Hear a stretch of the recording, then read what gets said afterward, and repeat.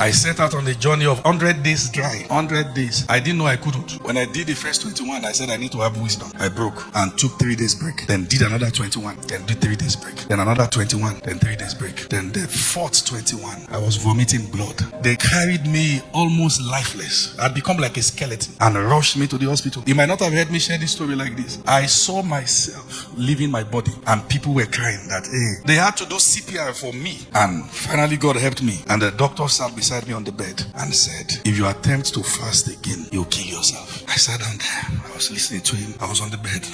I was listening to the doctor. I said, oh, you came from a very good place. I know where I came from. I've been praying this prayer, but I've not hit the note of victory. There is something called the note of victory. When you pray to a point and you know I've touched it, I knew I had not touched it. So I knew the sickness was an attack. And I was there. So the doctor said, you're going to be here for a while. I actually left the hospital through the window. And I went on another 21 days white. I just knew. I couldn't explain. Men like me don't die in a hurry. I just knew that if there's a time to break the whole nonsense, it was that time. There's a time appointed for everything. After I did 21, I did 7 days. I finished, then I did 3 days. On the third day of the 3 days, I had a dream. If I show you pictures, you will not look at the man you are seeing now and the person you see in the picture, you will scream. I could not walk. I would just be on the floor.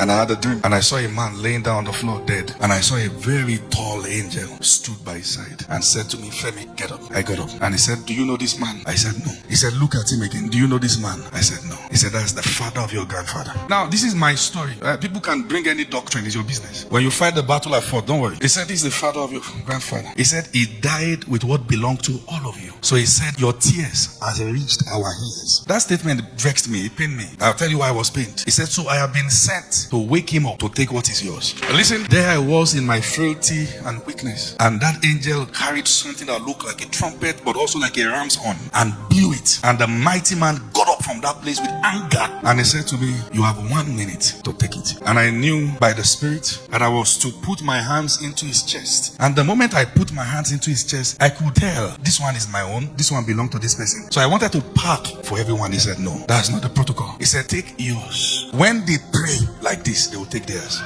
Listen, I took what I wanted to take and he fell down dead. Then I woke up from the vision. I knew I had hit the note of victory. But as a teacher of the word, I had questions. I would not let that slide. Question 1. Lord God in heaven, you said my voice came to your ears. After how many months of fasting? Is it till I die? Then he said to me, he said, 1, your lack of recognition. He said, if you had discerned anyone around you who fought such battles and came out, he said the person has what it takes to bring you out. He said, but because you did not discern it, hence the reason why you have to dig the well yourself.